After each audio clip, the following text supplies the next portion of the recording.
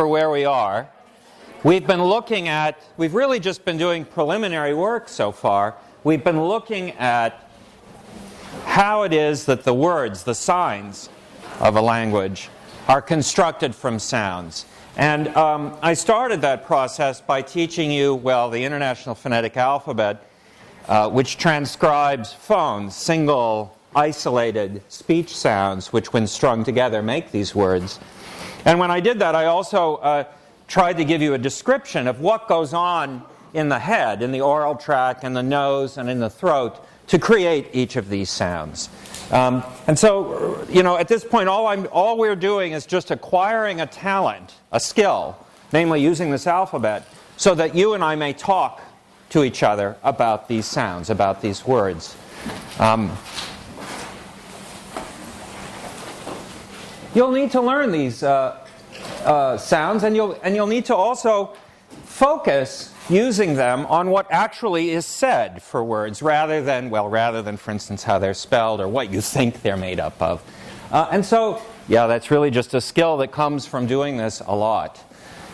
So today I'll start with a little practice exercise. Let's transcribe this passage into the IPA. Well, of course, these are just words I've spelled, so Spolin, that I've spelled. So I'll pronounce it, okay? And I want you to tell me what you hear, right? Every particularly awful liquid streams out of the tankards. My nights are long. And, okay, every. Sir? Never mind, you answered my question. About my long nights? No, I was asking to repeat every. Yeah. All right, every. Who wants to do every? Sir? Start with an epsilon, and then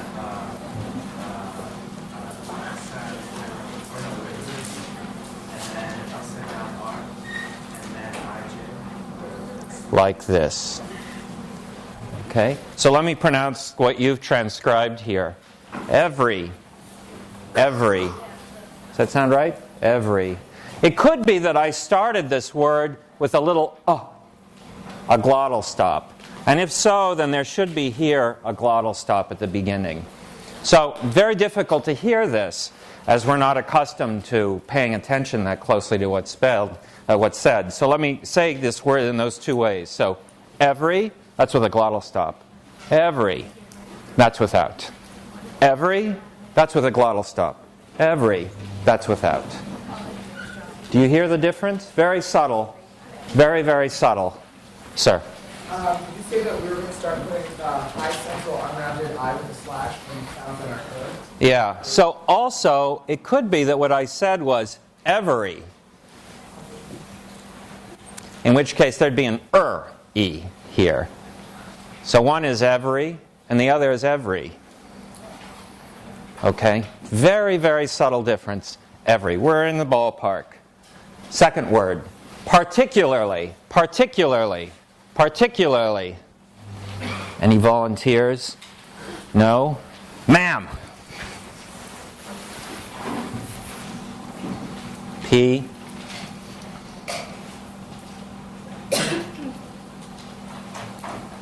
What's the vowel? Can you say it? Particularly. Particularly. What's the symbol for ah? This thing. Then there's an sound. Upside down R. Particularly. What's next? I'm still trying to humiliate you in front of your classmates here. So what's the next sound after and particularly? Yep. And then the vowel? This I, probably. And then particularly. Particularly. And then this thing? Maybe the W? Is that what you want? Okay. Particularly. What next? L. Particularly. Don't forget the arly. Particularly. I don't know. Maybe that. Particularly. Particularly. Not so sure. Particularly. And now what? Yes. And then what? Now you're IJ. That's the E sound. So let me pronounce.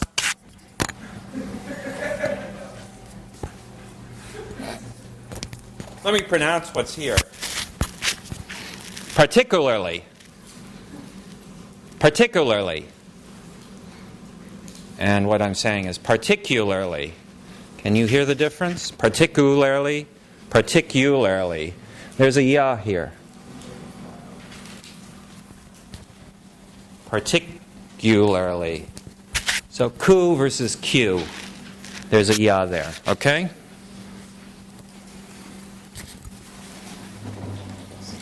Awful is the next word. We just have to keep going. No, it's not your fault. There you go. Awful. Sir. The first vowel, particularly, is that the as up? That's the ahs and cot. Okay. Awful. Oh, crap. See, who should I pick on? Now that I'm making a fool of myself. Oh, ma'am. Awful.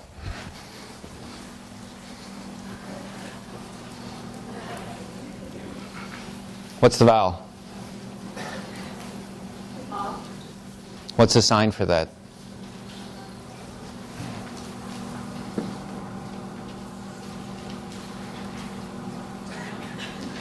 Do you know the person sitting next to you? Oh, yeah. Like this? Yep. Awful. What's the next sound?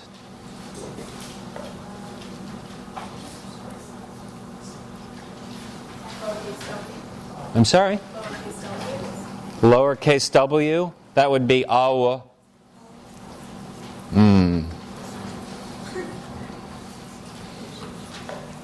What's the sound after aw in awful? It's f. Now the vowel, awful.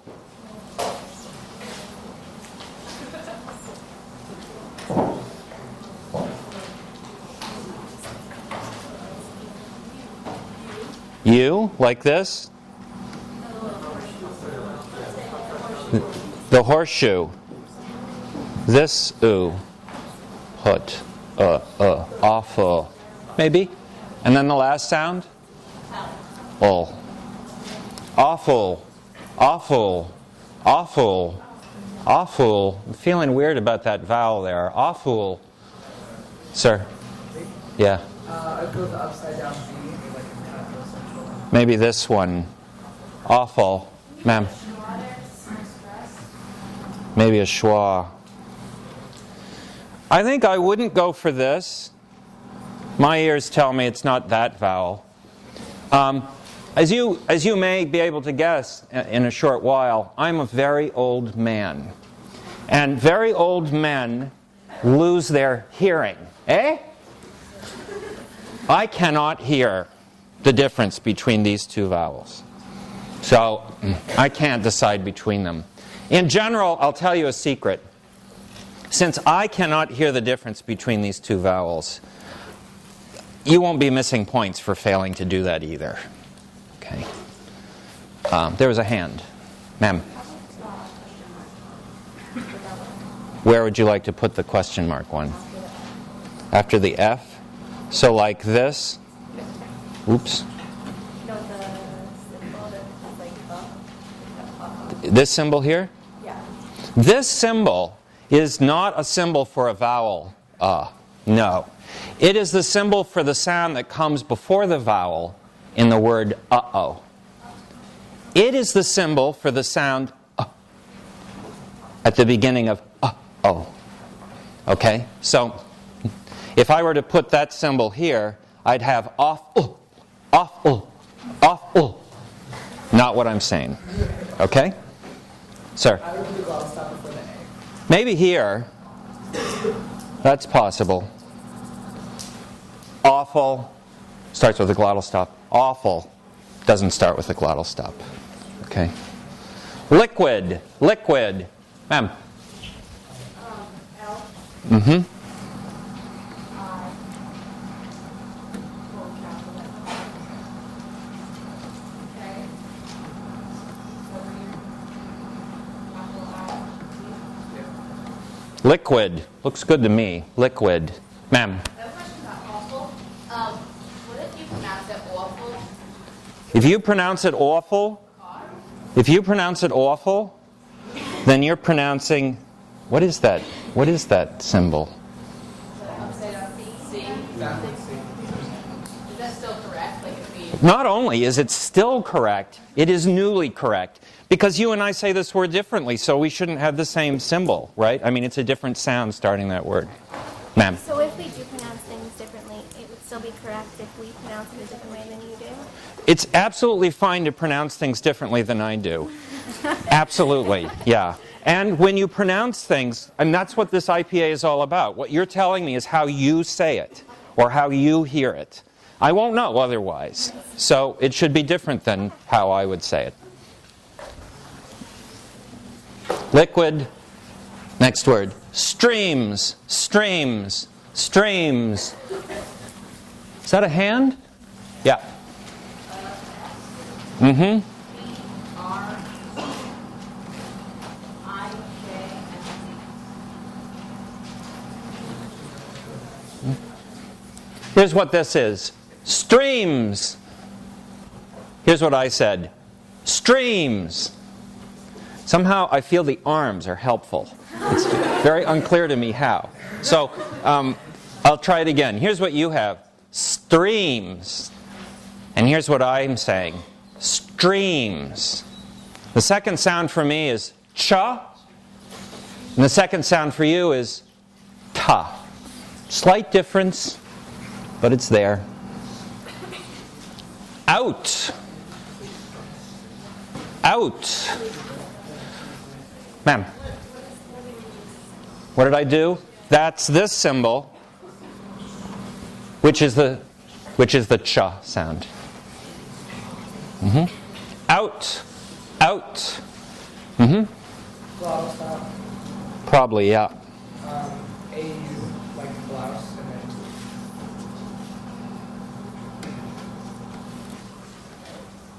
That's the vowel ow, and it's found in this word as I said it. Out. Out. Of. These, these are the easy. Yes, ma'am. Glottal stop with OW. And then F. Okay, so let me pronounce this. Oaf. Oaf. So a couple things wrong. The vowel and the consonant at the end. Ma'am. Schwabi. Schwavi. This is of. And what I said is of. Ha ha ha ha! That's right, ladies and gentlemen. It's an upside down U. V. I can't hear the difference between those, but I can make my tongue do it. Yeah. Ma'am. The question mark. Why is that required in front of? It's not. So, but let me, so listen carefully to me. I'll get very close to you, okay? Do I have permission to violate your bodily space? Yeah. So here's one pronunciation of that word. Of. That's just a vowel followed by the consonant v. Okay. Here's another different, completely different pronunciation. Of. Okay. That starts with a glottal stop. Okay? The. Oh, that'll be mine. Tankards. Tankards. Tankards, tankards, tankards, tankards. Ma'am.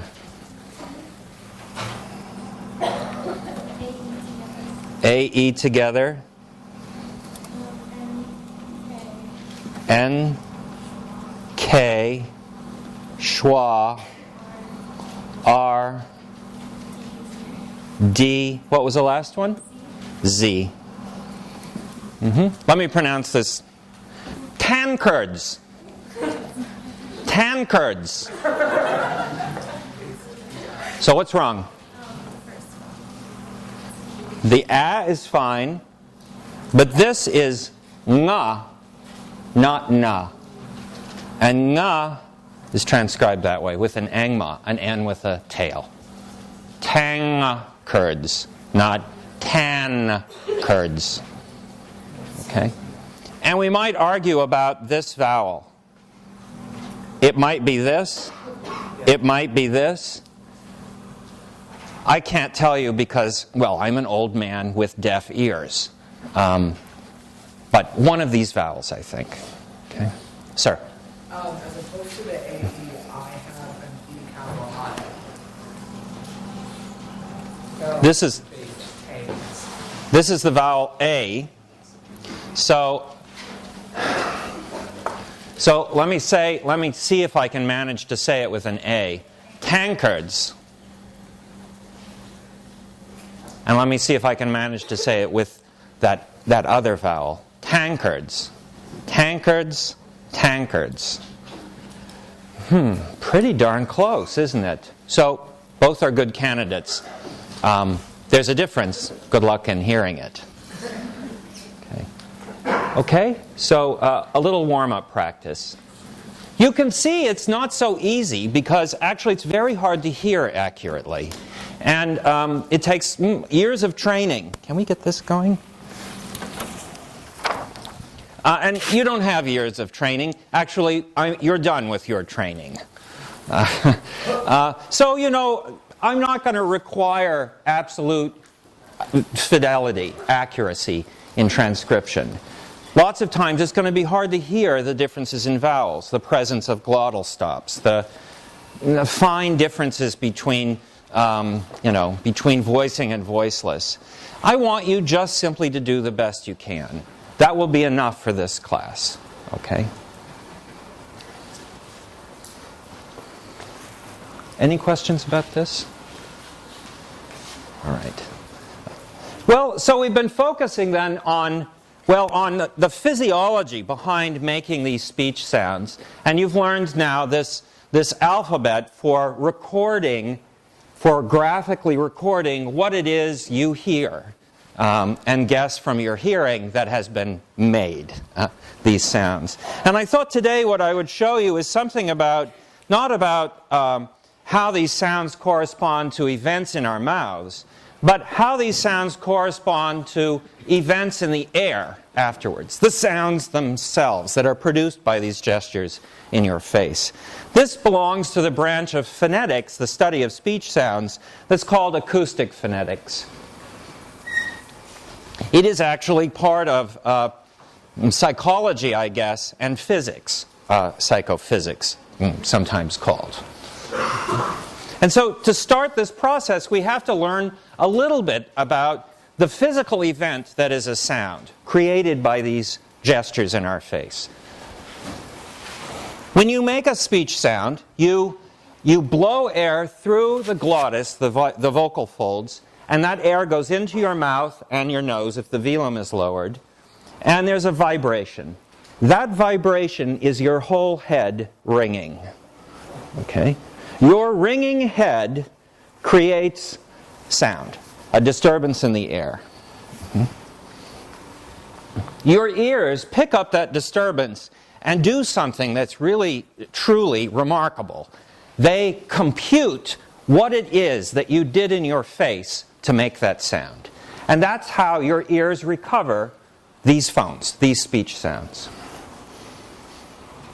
A disturbance in the air caused by your ringing head is just an increase and decrease in air pressure over time, which can be graphed this way. Okay? The first things your ears do is they report the frequency of these increases and decreases and the amplitude, the amount of increase and decrease in air pressure. And that is reported to your brain by your ears as pitch and volume. The faster the disturbance is, the higher in pitch it sounds. And the greater the disturbance is, the louder it sounds.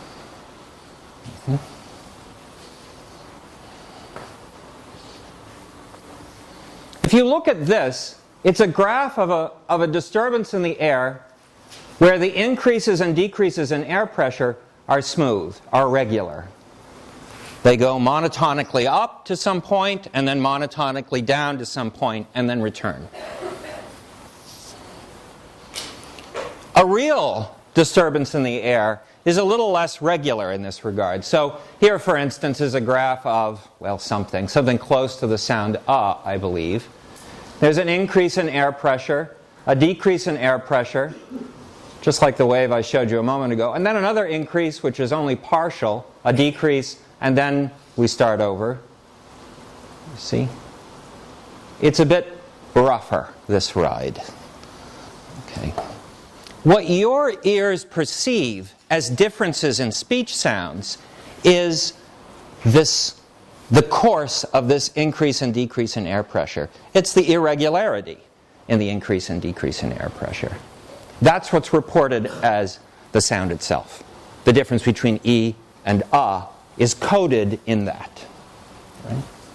So we'll have to have an understanding of how to model the increase and decrease in air pressure of these irregular waveforms.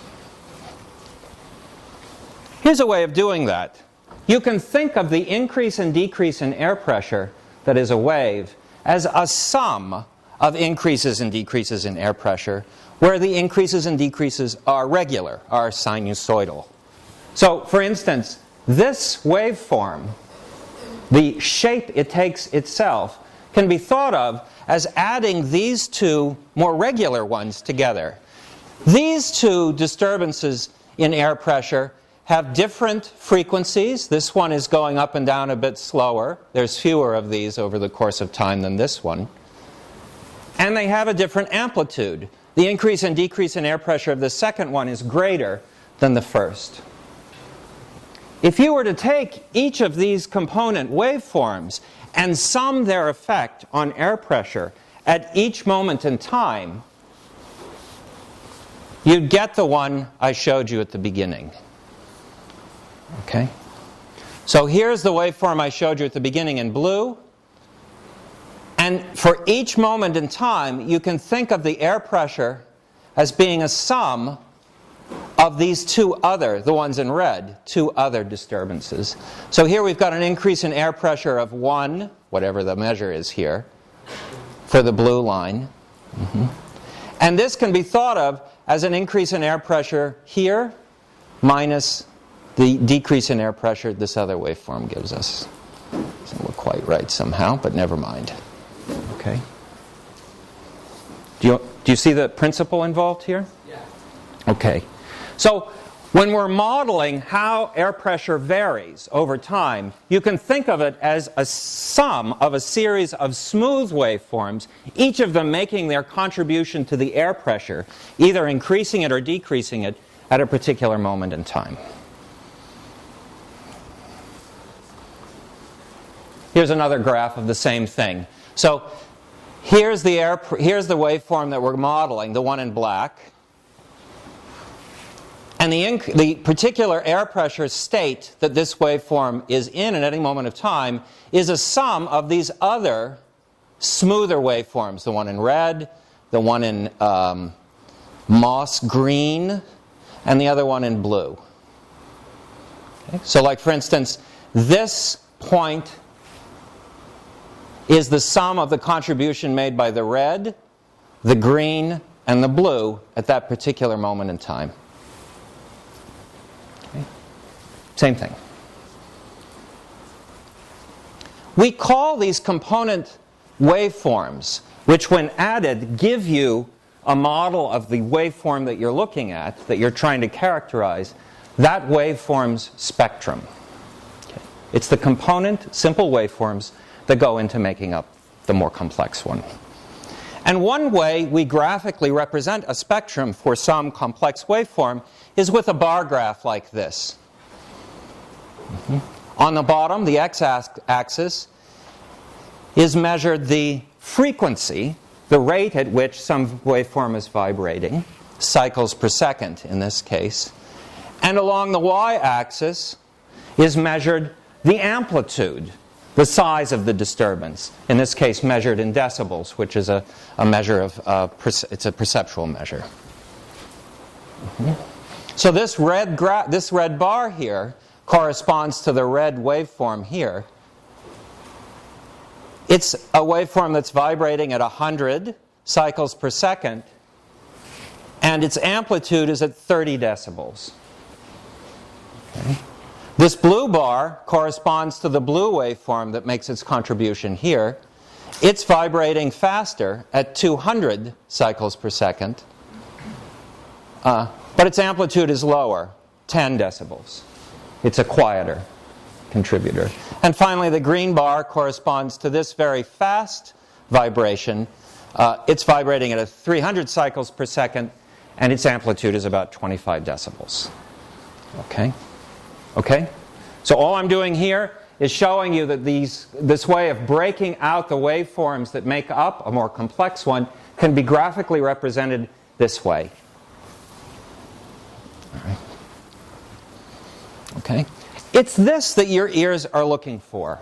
They are trying to figure out what the spectrum is of the sound that's coming out, because that is what models, what characterizes the irregularity, and that's what's corresponding to one speech sound versus another. Okay.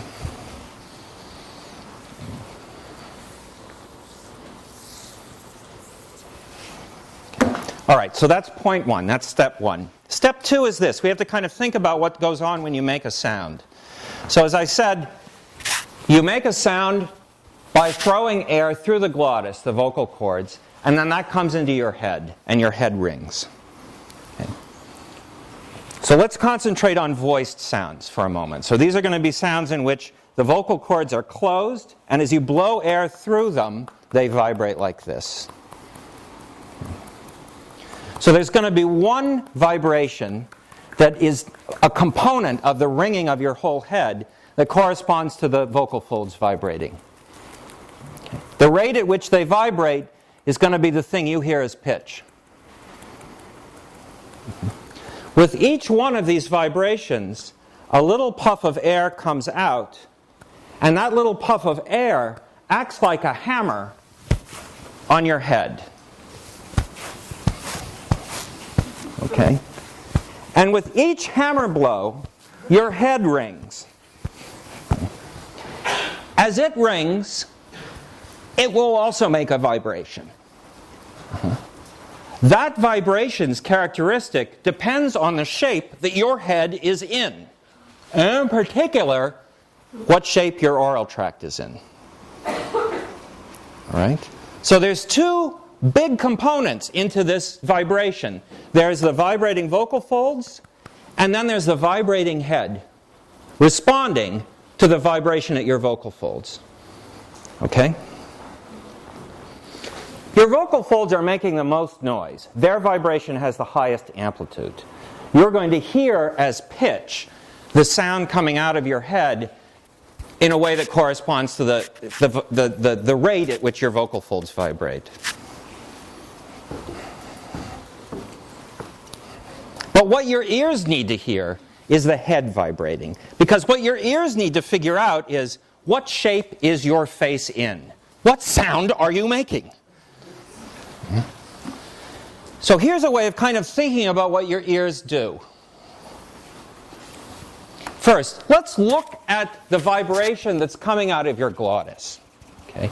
Let's imagine, just as sort of an idealized world, that it's vibrating at, what is this going to be? Oh, I don't know. 100, this is about 1, 2, 3, 4, 5, yes, 100 cycles per second. Okay? It's pretty much at the highest point in my range. Okay? The component harmonics of that vibrating waveform I've graphed in this spectrum. Okay? So these are all the component harmonics that go into a vocal fold vibrating. Right? There's one, here's one. There's one component waveform that's vibrating at 500 cycles per second, and I haven't given a measure here, but it's that much loud. Okay? And then there's another harmonic component thereof that's vibrating at 1200 cycles per second, and it's that much loud. Do you see what this graph is then? Okay, this is a spectrum of this waveform coming out of my throat. Right. So that's what's hitting my head. And now my head is ringing. Okay. Now my head ringing is going to have an effect on this other waveform coming out. If my head is ringing in such a fashion that some of its component harmonics match these, those component harmonics are going to be boosted in amplitude. On the other hand, if some of its harmonics are dampening some of these, those harmonics are going to be quieted. Do you see? You see? So it's like one waveform vibrating here, another waveform vibrating a little bit differently here. If you combine these, this is going to have an effect on this louder one's spectrum. So for instance, if my face is in the configuration for the vowel a schwa, here's a graph. This is volume, amplitude. This is frequency. This is a graph of the component frequencies that it will boost and the component frequencies that it will dampen. So like at 500 cycles per second, my face is going to boost anything that comes through vibrating at that frequency. But anything that comes into my head shaped for an at 1,000 cycles per second, my head is going to dampen. If we looked at my head just ringing by itself for a schwa, its component harmonics would be decreasing the amplitude for things at 1,000 cycles per second and boosting things that are vibrating at 500 cycles per second. Okay. So the wave that comes out of my head, notice the drama here, is the result of putting the spectrum of one waveform, the one that's coming from my vocal cords, through a filter, we can think of it, that is my head shaped in a particular way. And the result will be a waveform whose spectrum is like this. These guys got boosted here at 500 cycles per second, but dampened here at 1,000 cycles per second. Do you see? You with me so far? So this is what's coming, a waveform whose spectrum is this. This is what's coming into your ears. What your brain does is it figures out what this is. It figures out what the effect on your voicing that the face you made has. And it computes from that what face you made. In this case, a face that corresponds to the sound Okay? Ma'am? Did you say that the vocal cords correspond mostly with amplitude, or is it both? So, the question, do the vocal folds correspond mostly with amplitude, or is it both? So all these waveforms will have an amplitude and a frequency. What you hear as the pitch of some speech sound corresponds to the frequency, corresponds to the frequency of the vibration of the vocal folds. And what you hear as loudness for some sound corresponds to the amplitude of that. So if you think of there being two ringing things when you make a speech sound, the ringing head is what you hear as being a sound. E versus versus O. And what you hear is pitch and loudness corresponds to how this guy's vibrating. Okay?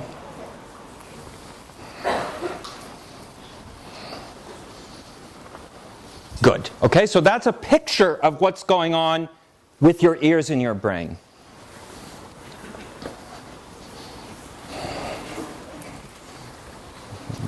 Your ears and your brain are recovering this from this. This is what's striking them, a waveform whose spectrum is that.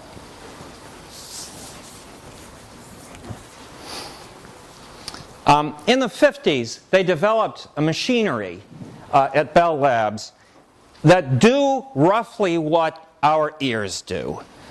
This machinery now, it's a computer program that you can download for free. There's a link on the class website onto your computer. What it does is it does exactly what your ears do. It takes some speech sound and it figures out what the contribution made by the shape your face has to that spectrum. Okay. These machines, or this computer program, creates what are called spectrograms.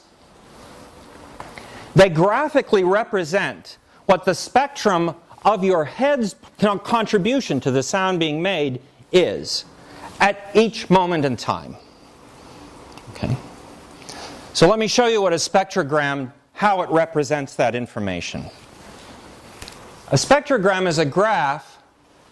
The x-axis is time, and the y-axis is frequency, here measured in cycles per second. For each pulse of the vocal cord, opening and closing, there's going to be, like I said, a hammer blow on the head. And when that hammer blow hits the head, it rings. And it rings in such a way that its component harmonics have certain frequencies, and for each of those, certain amplitudes. Okay? So for each line in a spectrogram, we are looking at one of those hammer blows. And the line goes up, and as it darkens in a way that corresponds to an increase in amplitude, so an increase in volume, at that frequency. So what this represents, this line right here, is a spectrum at some point in time corresponding to one hammer blow of the head, at which, at around 1,000 cycles per second and around 2,300 cycles per second, there's a great deal of amplitude. And at these other frequencies, there's less of a contribution. You see? So this line right here represents a whole spectrum, the spectrum of the ringing head. Darkness of line corresponds to volume, to amplitude, and where that line is corresponds to the frequencies that have that amplitude. Can you read this now? So like, for instance, at this moment in time, the component harmonics of the ringing head include ones that are very loud at 500 cycles per second and very loud at 1,500, well actually 1,800 cycles per second, but quiet elsewhere. So what this graph tries to do is, with a single line, represent a whole spectrum. Okay? And then these single lines march across moments of time, each of those moments of time corresponding to one opening and closing of the vocal cords. In this way, we can look at speech and watch the spectrum of the shape of the waveform created by the ringing head change. Okay. So let's look at an actual spectrum and an actual spectrogram. Okay, so here's one. You can't see them, they're so small and close together, but there's lines going up here.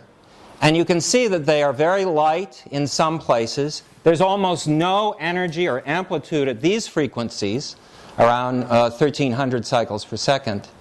And then they get darker, and because they're so close together, what you see are bands. They get darker here, starting around 2,100 cycles per second, climbing up to about 2,400 cycles per second, and then going down again. So over the course of these 400 milliseconds, there's a lot of pulses hitting my head, and for each of these, those lines represent the spectrum. These bands of darkness, which show, I've highlighted them with yellow lines here, which show where the highest amplitudes of the component waveforms that make up the waveform corresponding to your vibrating head are called formants.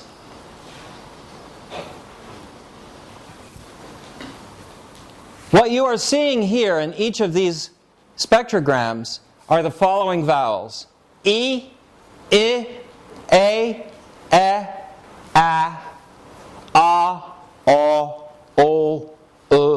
U.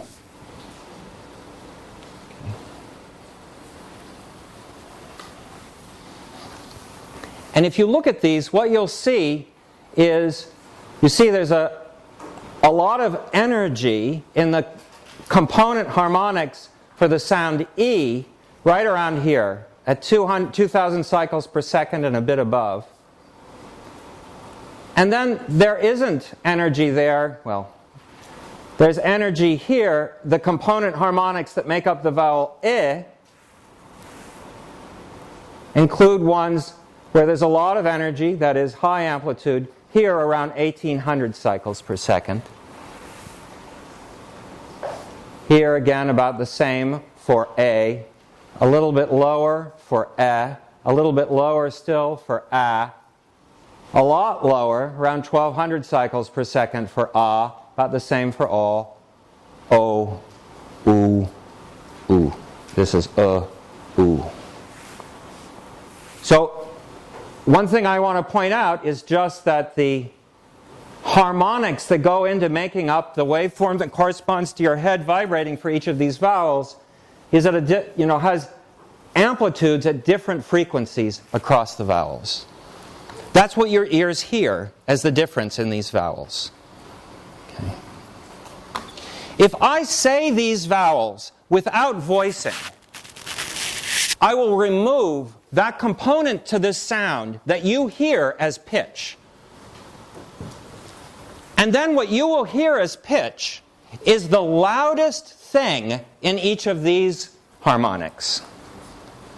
That turns out to be this formant, the second one up from the bottom.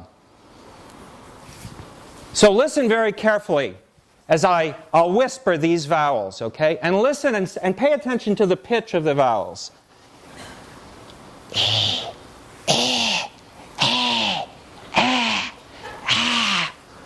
What's funny?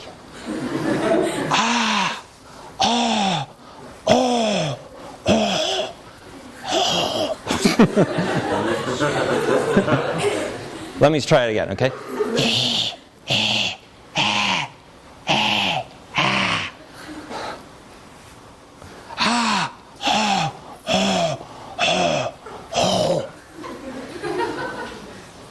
Did you hear it go down in pitch? You are now hearing as pitch this thing, this component harmonic. It's going down in frequency as we go through these vowels. Slower corresponds to lower pitch. Without the interfering sound of my vibrating vocal folds, these vowels now suddenly sound mostly of their second formant. Okay?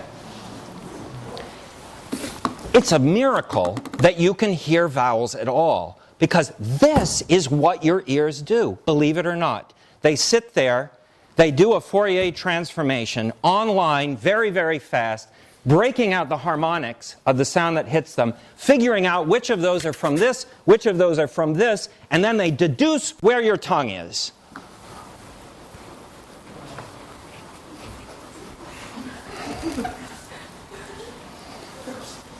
Let's look at one more case. These are spectrograms of the following words: bab, dad, gag. Okay, same vowel in all of these. And if you look at where the highest amplitude in the component frequencies that make up the spectrum of these words, they're roughly in the same place. Around 1600 hertz here, around, I think this is about 4500 hertz here. Cycles per second is what hertz is. And this is about 2400 cycles per second. Okay? The a part is the same in all of these words. How they differ are the consonants that end and start them. Okay. And let's concentrate with the consonants that start them. They're stops. So in each case, what's happening is you're making a closure somewhere, at the lips for bab, at the alveolar ridge with your tongue for dad, and with the back of your tongue at the velum for gag. You release that closure, and then you go into making the ah sound that follows. Okay? So at the beginnings of each of these, there's silence. Because that's what sounds like without a vowel following. And it's also what sounds like without that vowel. Okay? Silence. And then you start saying ah. But of course, when you start saying ah afterwards, well, your mouth is moving from where it was at the closure to where it should be for ah. And that motion is detected in how the formants change. So like for instance, if you look at bab, the first and second formants, the two greatest harmonics that go into the spectrum, the lowest and the second lowest, they are going from somewhere that's reasonably low to something that's a little bit faster. But if you compare that to gag, what you see is that the second formant, so the second highest, loudest component harmonic in the spectrum, is going from something that's reasonably high, about 1800 cycles per second, down towards ah. Your ears look at the change in how the harmonics go from when you release the closure for a stop to the vowel that follows, and calculates where your mouth was when you were making that stop. That's how your brains figure out whether you've made a ba or a da or a ga. It is a remarkable feat of engineering. It took us decades to do this mechanically. You do it before you're even born. More on Wednesday.